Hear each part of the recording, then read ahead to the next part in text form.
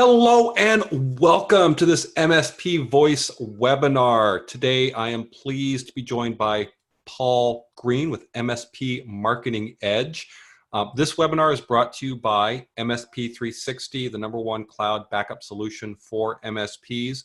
For more information, check out msp360.com. And if you like podcasts, definitely check out mspvoice.com. I run a weekly podcast where I talk to a different MSP each week. So take a listen, and if you'd like to be a guest, just let me know. So with that, let's go ahead and get started. Paul, welcome. Glad to have you here. Thank you. Thank you very much, Doug. And I was about to say good evening because I'm based in the UK where it's currently dark, wet and miserable. It's currently 7 o'clock in the evening here and certainly not nice and sunny where you are, Doug, in Florida. It's sunny but cold. Sunny but cold. Cold for Florida. I have to qualify that. So. Well, just before we came on and we were chatting, and I said I was bringing my 9-year-old daughter to Orlando in August, and Doug told me it would be too hot for us pale Brits. Yes. But you know what? We'll do the best we can. We'll do the best we can. Bathe in sunscreen before you go outside. Hey, come on. We're British. We take sunscreen everywhere. We wear sunscreen at night, you know? It's the only way we can get through. So I'm going to talk today, and thank you very much for inviting me on, Doug. I want to talk today about how to target and win higher quality clients. So people who stay with you longer, they respect you, they join more of your monthly recurring revenue services, they whinge less, they moan less, and they're the kind of clients that we all dream of having. They're certainly not the kind of clients that keep you up at 4 in the morning. So as Doug, as you introduced me, my name is Paul Green. I am based in the UK. And I'm a self-titled MSP marketing expert. I've been working with MSPs for about 4 years now. Very quick potted history of me. I was a radio presenter back in the day and a newspaper reporter. And I started my first business in 2005, which was a marketing business. Built that up over 11 years and exited that business. We were doing £1 million a year, and we exited that business it was about 4 years ago. And I started working with MSPs shortly afterwards. And I love working with MSPs. Although I'm not a tech, I'm not into tech in any way. I love tech conversations, and I love the fact that most MSPs are really, really bad at marketing. And the reason I love that is because you only need to be slightly better than your competitors to actually make a dramatic difference. That's in virtually every marketplace around the world, that's the opportunity that's open to you. So I do have a service. It's called the MSP Marketing Edge, and you can see the domain name there on the screen. It's a content service where we supply really good, high quality marketing content to an MSP. In the US, it's just $129 a month because, of course, we supply it to many MSPs, but it's one per area. So it's based around the county, state area. And if you go onto that website later on, you'll be able to see if your area is still available. Now, I did write a book 3-4 years ago. It's called Updating Servers Doesn't Grow Your Business. And so far, there are 1,500 MSP owners and managers who have a copy. Literally this week, we've just pressed go on an American print version, on a US print version. In fact, this is breaking news here, Doug. This is brand new breaking news from Britain. I know. So if you would like a copy of this, it's going to take about 3 weeks to get it printed, but we will be distributing them in the States. It's completely free. I know this domain name here talks about a deal, but there's no cost to you. We will actually post one of these to you for free. So I have a data capture site set up at mspdeal.com. If you go onto that, just put your contact details in. On the second page, it asks you for your address and say, we'll send you a PDF instantly just on email, and then we'll post a free copy of that book out to you. Now, a question that lots of people ask me at this point is, why would you send a free book? Why would you go to the expense of getting a book printed and then posting it to people at your own expense? And actually, that's one of the core principles that we're going to talk about today. See, I do that because I want to start a relationship with the people who are meeting me for the first time today. And the principle of meeting someone brand new and starting a relationship with them and then nurturing that relationship until they're ready to buy something is actually a core principle of what we're going to talk about on tonight's webinar. And in fact, even though I sell to MSPs, I use exactly the same marketing for selling my services as I recommend to the MSPs that I work with. And I'm working with it's about 160, 170 MSPs, about 80% of them in the UK and the rest in the States and a few in Australia. And for all of these, I'm advising them to do exactly what we're going to talk about tonight. And what we really want to be doing is avoiding painful marketing. And the most painful kind of marketing is known as interruption marketing. So if you think about all the old methods that were used before Google came along, just before the turn of the last century, we had things like advertising boards, we had newspaper adverts, radio adverts. Here in the UK, people sponsor roundabouts. Are roundabouts a thing, Doug, in the US? I don't think they are they? Oh, they're becoming a thing, much to the consternation of most Americans, because they Roundabouts, don't know how to deal with them. So. exactly, yes. You kind of get special training on roundabouts in the UK. I live in a new city in the UK called Milton Keynes, which was actually built on the US grid system. So it was modelled on New York, and when it was built 50, 60 years ago. And there are 948 roundabouts in Milton Keynes. It's the most intensive roundabout area. But here in the UK, you can sponsor them. So companies are asked to sponsor roundabouts. So all of that kind of marketing that we talk about is known as interruption marketing. Because if you think, if someone who's listening to the radio, they're listening for news, they're listening for information, music, what they're not listening for is the adverts. No one's listening for the adverts except the person who bought the advert and the person who sold them the advert. So interruption marketing was fine when that was all we had. But these days, we have much better ways of doing marketing, which is, of course, all the digital methods. Now, I love the digital methods. I love the offline methods more, things like direct mail and picking up the phone, and we'll chat about those later on. But what we want to avoid is this thing called interruption marketing, because we all know if you've spent money on radio ads or print these days or billboards, you can get a return on investment, and certainly they're good reminders to people that you're there. But typically, you don't get as good an ROI, as good a return on investment as if you're doing stuff with Google, with Facebook, and with LinkedIn. And that's because there's a really good time to catch someone's attention. The best time to catch someone's attention is when they are looking for an MSP. And of course, they don't call it an MSP, they just call it IT support. If we blast a message out to try and reach everyone in our local area, 99.9% of people that we're blasting this message out just simply don't see it. And the reason for that is because of what's inside this. Now, most of us have one of these, and I think it's over on the left-hand side, just up at the top, there's a part of our brain called the reticular activating system. And what this does is this acts as a sensory filter for us, because if we had to consciously deal with all of the information that was coming into our senses, we'd go crazy. So instead, all this sensory information, it comes into the reticular activating system, and this decides, is this information relevant to you or not? And if it's not relevant to you, it simply lets the information float out of the brain again. You weren't even aware it was there. If it is relevant to you, or if it perceives it's relevant to you, then it tells you about it. Now, let me give you an example of this.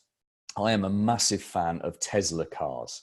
I don't currently have one. We're moving house in a few weeks' time. We're getting the long gravel driveway, and I'm going to get myself a Tesla Model S, park it on that driveway. It's a life goal to be achieved. But I'm such a big fan of Teslas that when I'm driving down a motorway, which is a UK version of a freeway, but with fewer lanes, and I'm doing 80 miles an hour, and I can be sitting chatting to my 9-year-old daughter who's sat next to me in the car, and in my peripheral vision, I will see a Tesla coming the other way. And I will, in the middle of a sentence, I will say to her, blah, blah, blah, blah, blah, Tesla, blah, blah, blah, blah, blah, blah, blah. And that drives her crazy, by the way. And the only reason I know there's a Tesla there is because my peripheral vision says, oh, there's a Tesla car, tells my reticular activating system, which says, oh, that's relevant to Paul. That is, Paul wants to know about that. And so it tells me about it. What it doesn't do, it doesn't tell me about all the German cars that you find in Britain, like the BMWs and the Mercedes, because I'm not interested in those cars. And this happens to us everywhere. Maybe it's happened to you that you have decided to get a brand new car, and you've picked a car in your head and you've picked a color, and then you go out for a drive and suddenly you see loads of examples of the car that you're thinking of buying. Has that happened to you, Doug? Definitely has. Yes. And I was also thinking I don't know if it was popular in the UK, but a game that kids used to play was Slug Bug. No, not heard of that one. Tell me about that. So the Volkswagen Beetle. Oh, right, yes. Every time you saw one, you could slug your sister or brother and say Slug Bug. If you saw it first. In the UK, when I was growing up in the 1970s, there were so many of those on the roads that I'd have ended up killing my brother. Yeah, it was the same way here. It was the same way here. Okay. So it's the same. It's the same effect when, as an MSP owner, you go to a different town and you see the other, the MSP's vans, and you see their signs and you see that sort of stuff. But normal business owners and decision makers, they don't see this stuff because it's not relevant to them. So we need to understand how this reticular activating system works, because we've got to change our mindset. We can't just blast a message out to everyone. Instead, we've got to think 10. Now, I've made this number up, but imagine if today there were 10 people in your town who were interested in having a chat about IT support. Tomorrow, a different 10 people. Friday, a different 10 people. Saturday, Sunday, Monday, Tuesday, every single day, 365 days of the year, just 10 people interested. Now, we don't know how many what that figure actually is, but 10 is a good representative figure. So if we want to make our life hard, we're going to just blast a message out to everyone, which is what people do when they don't know what marketing to do. Or if you want to make your life easy, you just put your MSP in front of the 10 people who are looking today for what you do. Now, the only problem with this is we don't know who these people are, and we don't know if today is the day. Because we've got to remember, when someone buys IT support, when they're buying from an MSP, there's some core things that we need to understand about the buyer. The first thing is they don't know what they don't know. And I'm excluding, if you sell to IT support, internal IT support managers here, I'm excluding them. They're a completely different breed of fish, kettle of fish. You market to them in a completely different way. But when you're selling to business owners and business managers of normal businesses in your area, they don't know what they don't know about technology. Even those who think they're good at technology simply don't know as much about you. The other thing you've got to remember is that they are ultimately scared of their IT support company. Now, when they're in a relationship and a partnership with them, they're not scared of them, they love them. But when they're thinking of moving, and someone who's on the market and is shopping around and is talking to different people is perhaps unhappy with their incumbent MSP, when they're looking at switching to someone else, it's a massive risk, because you, more than any other supplier, can destroy their business with a snap of your fingers. Because remember, they don't understand technology. They certainly don't know how you've got it set up. And the big risk to them is if we switch over to these people and we follow their advice and we do all this stuff that they're asking us to do, what if it goes wrong? What if they go under? What if something bad happens? And this is why the MSP sales cycle is so slow. This is why, compared to most B2B services, it just seems to take so long to get a new client on board. That's the downside of it. The upside of it is you keep clients for 10 years, which is not normal in a B2B environment to keep someone for 10, 15 years. Most MSPs I've ever met still have a client from when they started up 20 years ago. It's insane to keep people for that time. So you don't know who these people are. You don't know what stage of the buying cycle they're at. You don't know if today is the right day for them to have a conversation. And also the other problem, which isn't on the screen here, is that they don't know you. Because the reason that often people don't switch from their incumbent, even if they're unhappy with them, is because of a phrase, and I don't know if you have this phrase in the States, Doug, but a phrase called better the devil you know, which is it's easier to stick with someone that you know, that you're in a relationship with, even if you're unhappy with them, than it is to switch to someone new. Yeah, it's not an uncommon phrase. Maybe worded a little bit differently, but the meaning is the same. Yeah, the meaning's the same. So, well, we have a 3-step process which I recommend that you do that you put in place to overcome this. And I'm going to just show you what this system is, and then we're going to go into each of these 3 in detail. So the first of them is you drive yourself some quality traffic. And I want you to remove from your head the idea these days that you can get good quality traffic for free. You can get it without spending cash, but you have to invest time. So you're either spending cash or you're spending time on quality traffic. And if we go back 5, even 10 years ago, you could get an enormous amount of pretty good high quality traffic for free.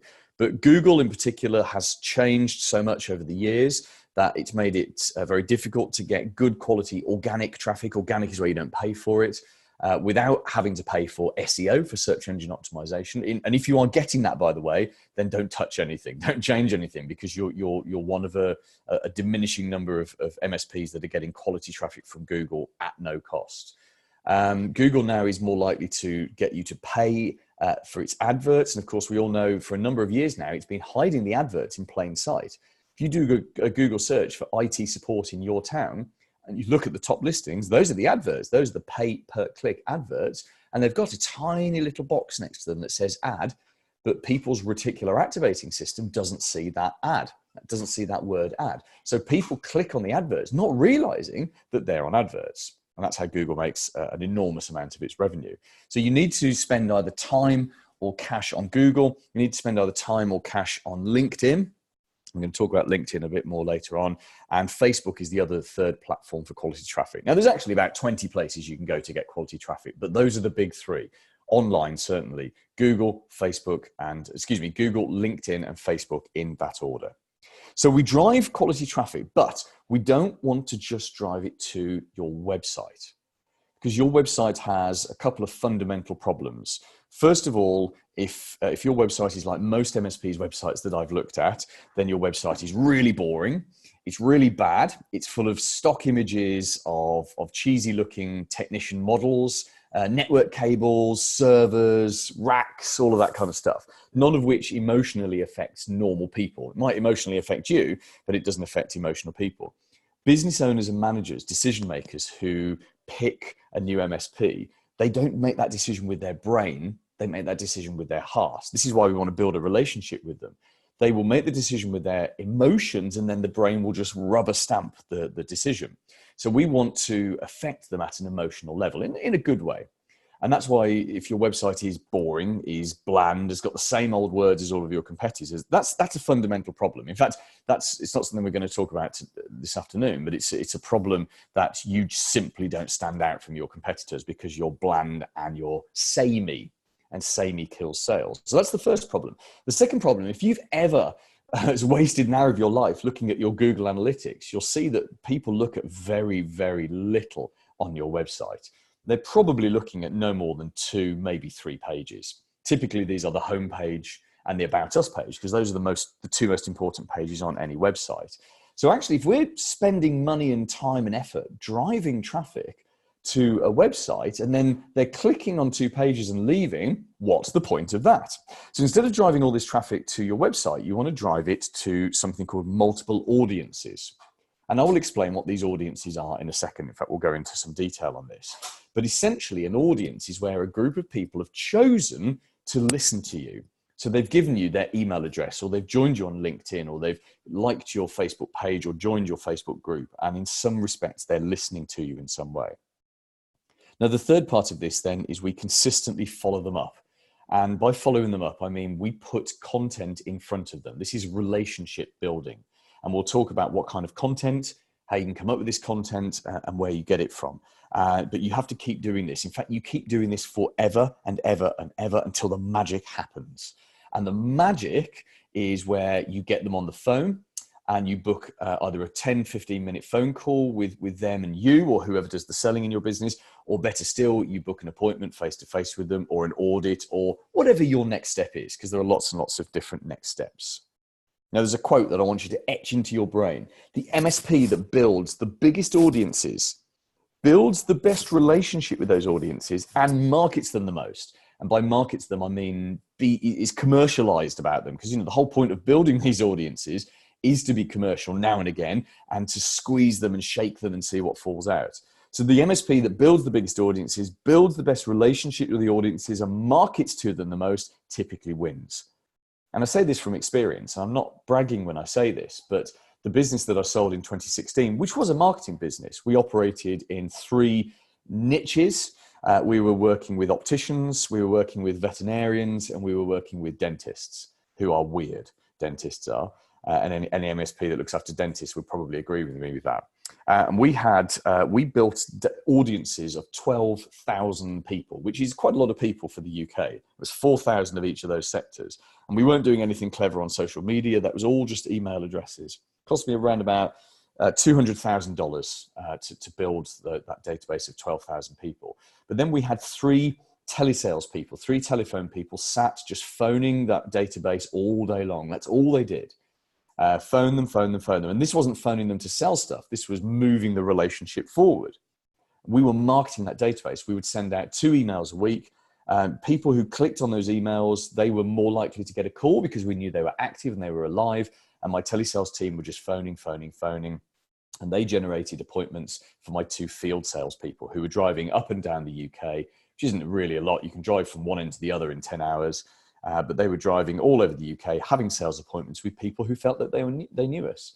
And that's why when I sold that business in 2016, I got a premium price for it. And I sold it to a very willing buyer because it was a completely systemized business where me as the owner, I only went in one morning a week. Angry Thursdays, those were. Because no matter how systemized your business, you can still get angry that someone's left a box of paper sitting in the middle of the floor.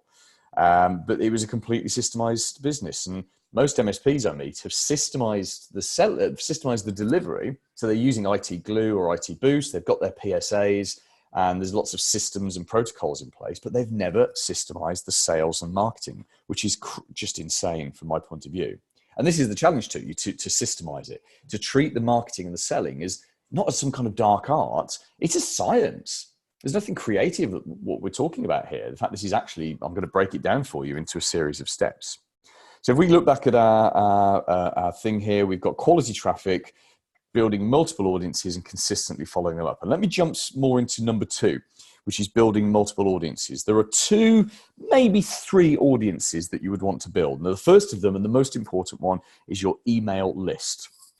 Your email list is people who've given you their email address. And in doing so, there's implied permission for you to email them.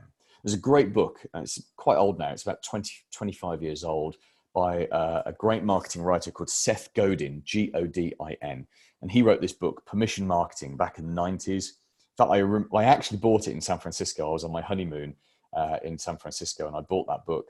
And it blew my mind, the idea that you get permission from people to market to them. And this was before data capture and email address harvesting came along, but he was absolutely spot on with that.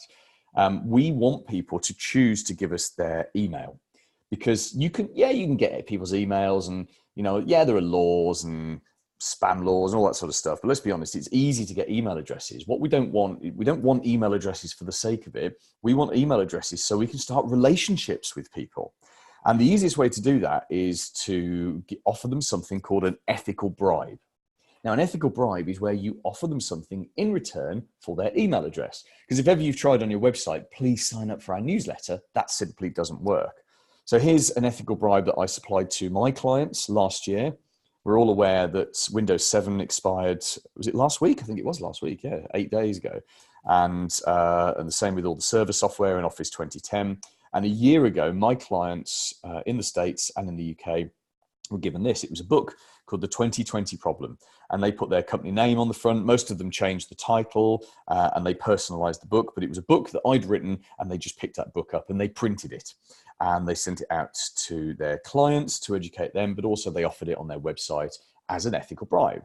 And if you say to a business owner, hey, if you have a single out-of-date machine in your business from the 14th of January 2020, you are at dramatically higher risk of data breach, dramatically higher risk of being hacked.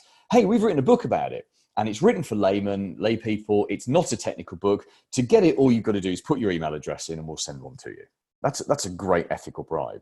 That obviously has expired now. This is the new one that we've just delivered to our clients, again, in the States and in the UK. It's called Email Hijack. So I wrote this. This was a torturous 3 days of writing for me, but it's done now. Thank God that's it for a year. It's set around a fictional business owner called David. He goes on holiday and he comes back and there's $12,000 missing from the business bank account. And what happened was his email was breached. And they sat and watched, and they set up an email forwarder. So obviously this is a fictitious example, but based on reality. And over a period of time, they noticed that on a certain date of the month, a key supplier sent an invoice for $12,000. And the invoice duly arrived, and the hacker sent an email that arrived 30 seconds later, seemingly coming from the supplier saying, oh, by the way, forgot to tell you, these are our new bank account details. And so David's team, while he was away, paid the invoice to the new bank account, leaving him $12,000 down in cash, and overall, because he's still got to pay the supplier, $24,000. And it then follows the story of him discovering this. He gets in a new IT support company, that's going to be you, and secures the business and finds out how they did it. And what it's designed to do is to teach business owners, ordinary business owners and managers, the decision makers you want to reach, is designed to teach them just how vulnerable they are. Because remember, they don't know what they don't know. That, by the way, is a great way to start a relationship because you're starting it at a very high quality educational level. So you need an ethical bribe. You can do your own. In fact, there are a number of different subjects you can do. It cannot be a techie subject, though. It's got to be something that will be of interest to decision makers and relevant to the services that you sell. To give away this ethical bribe, you need a data capture page. Now, the good news is these days, most CRMs include a data capture page. And a CRM, of course, means customer relationship manager. I don't mean Autotask, ConnectWise, anything like that. Although they have marketing plugins, my experience of these PSAs is they are not fit for purpose for prospect marketing. They're fine for marketing to clients, but you need something like MailChimp or MailerLite or ConvertKit or ActiveCampaign. Or there is even a CRM which claims to be the CRM only for MSPs, which is called Honey CRM.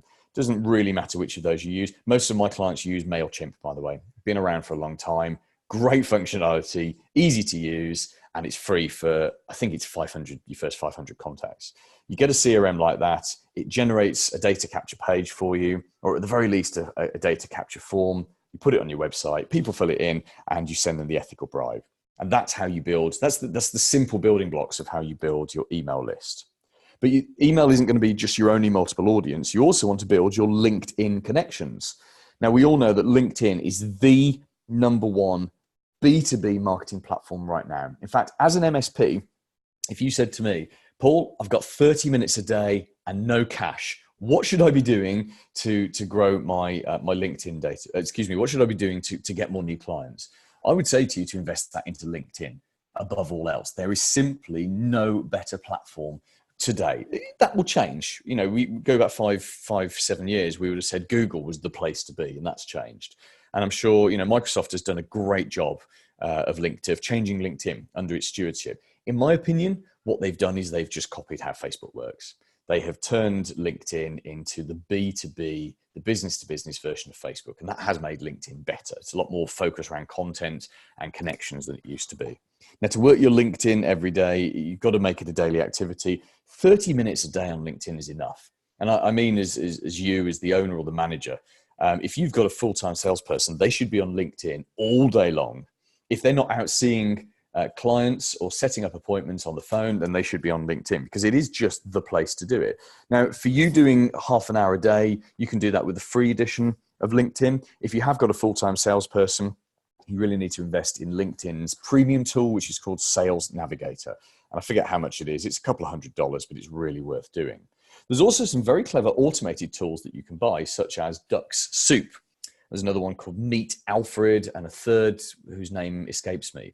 But what these do is these sit in your Chrome, your own personal Chrome on your laptop as a plugin or as an extension. And they automate human behavior on your behalf. So if, for example, you want to meet CPAs in your town, you tell Duck Soup, I want to meet CPAs in this geographical area, and Duck Soup will automate for you clicking on someone's doing a search, clicking on someone's profile, scrolling down as if it's reading the profile, because that's what humans do, and then clicking the connect request button and pasting in your message. And it will do that on your behalf. And the creators have set it up so it's very hard for LinkedIn to detect that you're using it, because using these automated tools is technically against LinkedIn's terms and conditions. But because it's sat on your Chrome, it's very hard for them to detect it. Does come with a bit of a health warning, which is you must follow, whichever one you use. If you do this, you must follow their advice. And we use it. I've gone from about 200 connections on LinkedIn to 2,500 connections in about 3 months. And the number one rule we followed is when Duck Soup is using LinkedIn, I don't. Because the easiest flag for Microsoft, for LinkedIn to pick up that you're using an automated tool is where you're apparently using your LinkedIn on your laptop and also on your mobile at the same time, or on your cell at the same time. So just don't use it twice and follow their guidance. Do highly recommend those. So we've got your email list, we've got your LinkedIn connections. Those tend to be the ones that most MSPs use. You might do a Facebook group if you had a niche, if you had a vertical. You can try and dress a Facebook group up as a general local business group, or it works better as a niche. Works better when you've got a vertical. I have a client in the UK who does IT support for dentists. I've got another one who does IT supports for vets, CPAs again, lawyers. Some of those have looked at Facebook groups. Often the question comes up of, should we use Instagram? And the only time you'd use Instagram is if the people that you want to reach use Instagram for their marketing. So if you want more hospitality businesses, hotels, restaurants, if you wanted retail shops, and they're using Instagram for their own marketing, because remember, Instagram is a great way to reach consumers. Because they're on Instagram all day doing their own marketing, that's where you would use Instagram to reach those people, but you wouldn't use it for B2B marketing.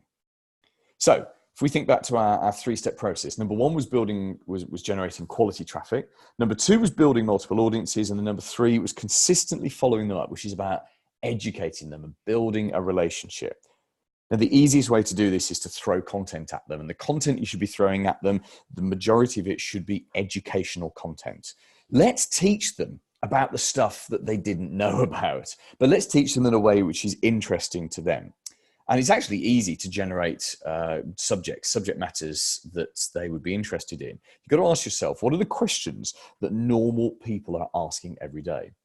In fact, maybe you could just go through your tickets for the last 60 days and say, what are the things that people are asking? And it is going to be stuff like, why is my computer slow? Why do I have to change my password? Why do I have the hassle of this two-factor or multi-factor authentication? All of these then suddenly become a video that you could film, or an article that you could write, or an infographic that you could do. And these are all the types of content that you can create. The one thing you've got to remember is you've got to position that content so that it's of interest to the actual prospects you want to talk to. For example, if you took the "my computer is slow" subject matter, you wouldn't write something that says, why is my computer slow? Because that's talking to end users. And we're not interested in influencing end users. We want to influence decision makers. So you can take the same content and just repackage it as why your staff whinge about slow computers. Or if whinge isn't an American word, you might say moan about slow computers. And that's exactly the same content, but it's repackaged to appeal to the business owners, the decision makers that you want to reach. Now, in terms of how much content you send out and when, this is my general rule on this. If you do direct mail, which is sending stuff in the post, and you have to send stuff out in the post. It works in every market because most people don't do it. And I don't know what it's like for you, but here in the UK, I get virtually nothing in the post anymore, but I get 1 billion emails a day. So for that reason, sending stuff out in the post, which can only cost 20, 30 cents if you per item, if you do it well, you should be, if you can do that, you can do direct mail, sending stuff out monthly. I went to a big conference yesterday in Warwickshire in the UK, and I met an MSP owner there, and he sends out 50,000 pieces of mail every single month. 50,000, and they win a new client every month or every other month. And that's pretty impressive. And he's got the cost of that down to about 20, 30 cents because of the sheer amount they send. And it's not even clever. I don't mean to be offensive to him, but he showed me a typical mailer. It was simply this is us, this is what we do, here's how you get in touch with us. And they just send so many of those out that it has a kind of a brute force attack because no one else is doing it. And he's got some very nice contracts, including some blue chip companies just off the back of these mailers. So direct mail should go monthly. Monthly is quite aggressive for direct mail. Bi-monthly is less aggressive, but I like aggressive in marketing because, marketing is very, it's yesterday's news. If you stop marketing, no one notices. But remember what we said at the beginning, it's about getting the right message in front of the right person at the right time. So blasting direct mail out is good. Emails should go out weekly, at least weekly. You assume that people only open 1 in 4 of your emails. So if you only send 1 email a month, they're only going to see something from you once every 4 months. Whereas you send an email a week, you're getting in front of them every week. And social media needs to be daily. That can just be 5 days, although 7 days can work just as well. In fact, there's an argument that it's better to reach those key decision makers in their downtime, in their weekends, than it is to try and reach them during the week. We do a lot of Facebook ad campaigns aimed at MSP owners from Friday night through to Sunday night, because we know that's for so many of those people, that's their downtime. The goal with all of this is touch points. We need to touch the prospects in as many ways as we can, in as many different platforms as we can, as often as we can. And you may have read an old marketing stat that you need to touch someone 7 to 10 times before they're ready to have a conversation with you or buy from you. Well, I would say in 2020, make that 50 to 100 to 150 times. Because at that point that someone is so fed up with their incumbent MSP that they are ready to switch over to someone else, what if they've read 10 of your emails in the last year? What if they've seen 5 of your posts on LinkedIn? What if they've opened 3 or 4 letters from you? What if they've seen a couple of your videos on Facebook? What if they've interacted with you a bit? What if they've spoken to someone in your telesales team 2 or 3 times? What if they have had 50 touch points with you in your business over the last 50 years, over the last year? At the point at which they're ready to have a conversation with another MSP about potentially switching, you are guaranteed a place at the table because you've got a relationship. It's very light, it's a very gentle relationship, but you've got a hell of a lot more of a relationship than the other MSPs they're going to speak to. In fact, I would argue you potentially get yourself the only place at the table. How exciting is that? Now, the content can be used across multiple channels. This is typically what my clients do. They create a piece of content or take a piece of content from me and they put it on their blog. And from their blog, because you need a blog on your website because Google likes to see websites get bigger, and adding blog articles is the way to do that. And that blog can then be sent out in your weekly email. So you send the email out and you say to people, hey, written a new thing about this, click here to view it. And the reason you do that is because not only do you drive traffic to your own website, but also you get to see who's active. Do you remember when I was saying earlier that I had a telesales team of 3, they were ringing the people who were clicking the emails? Not immediately. We actually had to build a delay in so that the clickers didn't associate click with the phone ringing. But 12 hours later or 24 hours later, they would phone those people and not make reference to the fact they knew they'd click something. But we got through to more people because we knew they were active and they were alive. So that blog content could be sent out on your email. You could then load the same content into LinkedIn. And LinkedIn doesn't like it when you link out to other sites. So you just copy the content into LinkedIn. More people will see it if you copy the content directly into the platform. You could turn it into a video on YouTube. Now, if you've got the guts to put yourself on camera, do it. If you enjoy it, do it. People like to see people. Go and film those YouTube videos. Doesn't matter if you get 10 views a week. It's putting you in front of people, and people buy from people. If you haven't got the guts to do it, just go onto Fiverr.com, Fiverr with 2 R's.com, and you'll find hundreds of people that will animate an article for you. And they will animate it and turn it into a short YouTube video for you. Again, you can put the content onto Facebook. Facebook doesn't like linking outside of the platform either. It will allow you to do it, but it doesn't like it. So its algorithm responds better when you post the content into Facebook.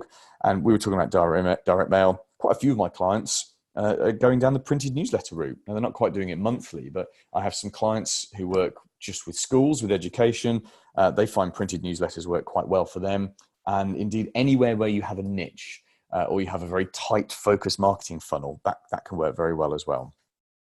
Just to finish off, and we're nearly done, Doug, I've got 3 secret weapons for you. These are the things that I've found have made the biggest difference for my clients. The first one, secret weapon number 1, is that activity beats perfection. We're all perfectionists in our way, all of us. And it's in our nature. Well, anyone who starts a business has a level of perfectionism. And it's in our nature to say, do you know what? I'm not going to send that article out yet. Not going to hit go on that email because it's not quite right yet. But actually, marketing is disposable. In the UK, where we eat a lot of fish and chips, and they used to be served up in old newspaper wrappers, we have a saying that, today's news is tomorrow's fish and chip wrappers. And essentially what it means is what you put out today is nothing tomorrow. People don't think about it tomorrow. So you really can overthink your marketing, and it's just better to get it out there. My clients who are growing their net profit the fastest are doing it because they're doing the most amount of activity. And they're probably putting stuff out that they wouldn't sign it off if they were sat there and had to sign it off for a boss, but they don't need to because they're growing their databases, they're getting more prospects, and ultimately they're making more net profit. Secret weapon number 2 is about video engagement. 2020 is the year of the video. And if you're not embracing video for your MSP, you risk being left behind. Now, there are 2 types of video that you need. You need a Hollywood video and you need disposable videos. The Hollywood video is the one that you spend the money on. Go and hire a local video company. Get them to interview your clients, your best clients, and put together a 60-second, high-quality, well-made montage of your clients on your homepage. In fact, go forward 5 years and all MSPs are going to have this. So you might as well do it now. You might as well be ahead of the curve. The first thing that anyone should see on your website is a big video that fills the top of your website, and it's no more than 60 seconds of your clients talking about you. We call this social proof, because most people prefer to do what most other people are doing. And if they can see your clients talking about how great you are, that's going to influence them more than anything else that you can say to them. So that's your Hollywood video. And it is worth spending $3,000, $4,000, $5,000 on that, because that video will work very hard for you for the next 3 to 5 years. The second kind of video is disposable content. Now this you can film on your cell phone, on your iPad. There are some very cool cameras out there. I have a really good camera. It cost me about $600. It's called a DJI Osmo Pocket. And it's a steady cam, essentially. It's this tiny little thing I hold in my hand. And, I can walk along and it holds it steady. Because what makes video look good, there are 3 factors. There's the light, and you overcome that by filming outside. There's the sound. You overcome that by having a tie mic on your shirt and plugging it into your cell or whatever you're using. And then there's the stability of the picture. And you either keep your phone, your iPad. In fact, iPads are great for filming because you can keep them very still, or you spend the money and you get yourself a decent camera.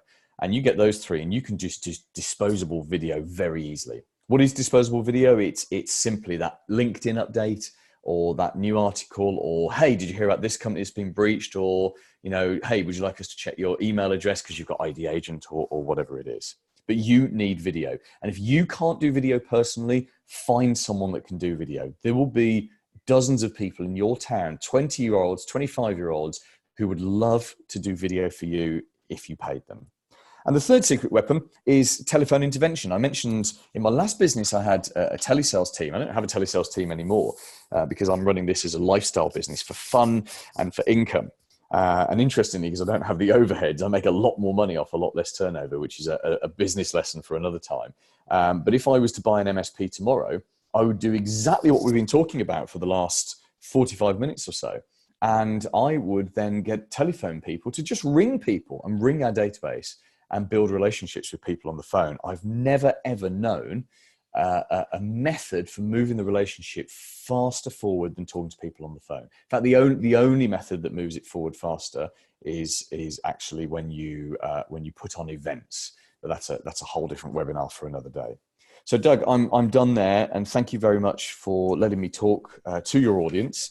I'm happy to answer any questions in a second. Just a reminder, if you did want a copy of my book, and as I say, we are printing them in the US, so we can post them out in the US in a few months' time, but we'll send you a PDF right now if you go onto mspdeal.com. That was actually, it was excellent. And so, someone, myself, I work in marketing, obviously.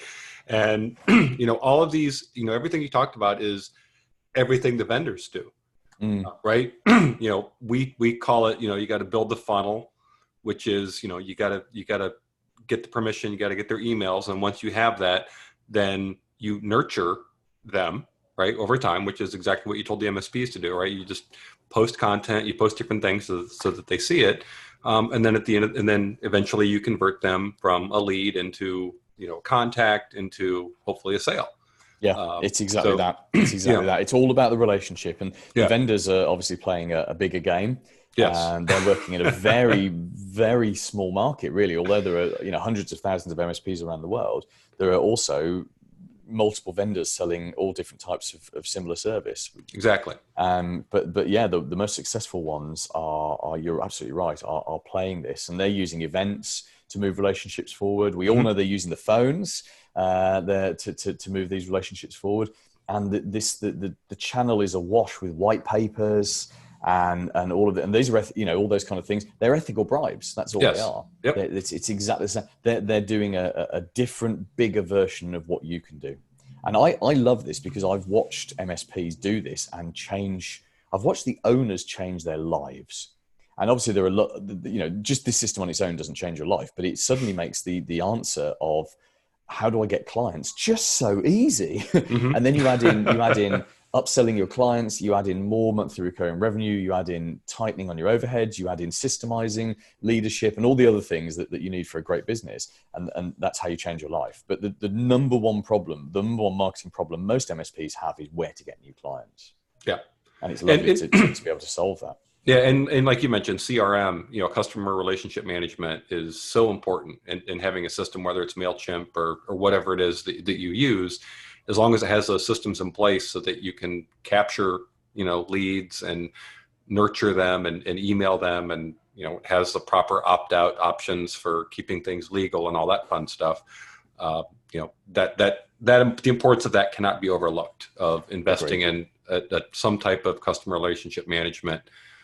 In order to be able to nurture these people, once they've given you their email address, now you've got to, figure out how do I trickle out content to them. And this is, it's one of the best ways to do it.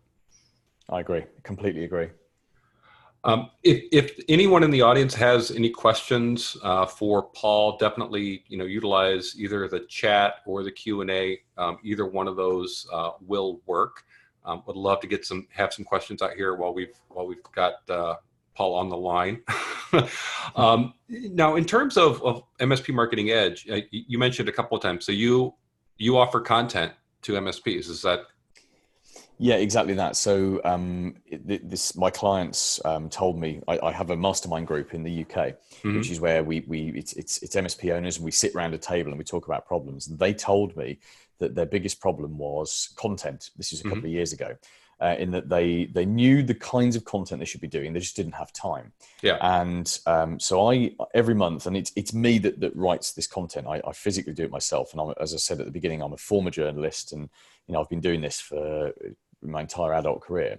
I write a new ethical bribe every month. So like a guide. Let's not call it a white paper because that's dull, but something interesting. It's an educational guide. And I write and create a video, and we have that voiced with a US voice for the US clients. Okay. And then we have 8 email newsletters which you can choose from. So you could either do twice weekly or once a week and choose. And then we have 30 social media posts. We have a press release to send to your local media, which is still a very valid thing to do. And we have a sales letter, and we bundle all of this together. And it's $129 a month, which is virtually nothing. And the way that we make that not competitive is we sell it only one per area. So for example, which county in I know you're in the state of Florida. Which county are you in, Doug? Pinellas County. Okay, so I happen to know off the top of my head that no MSP in that county takes this service. So you could buy that service for your MSP, and then once you can, no one else can and use it in that county, if that makes sense. Yeah. So we launched in the States. This has been running in the UK 2.5 years. Launched in the States 6 months ago. We've got about 40 MSPs in the States using this service, and we're really starting to now we know that it obviously works in the States and people like it. We stick that, and we're adding on some extra bonuses. In fact, as I speak tonight, just before the webinar, I just pressed go on a lovely plugin for WordPress websites, which is only available to my Marketing Edge members. And it works with have you heard of the Have I Been Pwned service? Yes. So it works with the API from that. And the idea is it's a plugin. You put it on your own, so on the MSP's website, and you get your prospects. It's a form of data capture. You get your prospects to come and put their email address in, and it actually keeps a record of their email addresses. So obviously you need to declare to them it's a data capture. But we've done all the. I mean, anyone could build that because the API is something like $3 a month. It's not a huge amount of money, but we've done it so you can get that in your website in 5 minutes, and we're adding that in as a bonus. So we're constantly, that and things like the book that you can rebrand as your own. We're constantly throwing in bonuses. Cool. Great. Well, Paul, I don't have any questions from the audience at this time. I can see that, yes. Yeah. So, I really do, again, thank you for all the wisdom that you've given us. And, I'm sure anyone who watched this live or is going to be watching the recording will get a lot out of it. It always helps to reinforce all of these different marketing ideas and tips. Because at the end of the day, if you're not marketing, you're not going to be getting new customers. You can't rely on referrals alone to grow your business. So referrals are great. Don't get me wrong, but the more you can do, and like you said, all these different methods for attracting attention and getting your MSP at the top of mind when they are ready to make that decision is extremely important. So I want to thank again MSP 360 for being the sponsor. Again, mspvoice.com is where you can go to listen to the podcast. You can catch other webinars. We do these at least on a monthly basis, sometimes more. But Paul, again, thank you very much. I appreciate it. Lovely. Thank you. And Doug, thank you for having me on the show. All right. Have a great day. And you. Bye-bye. Bye.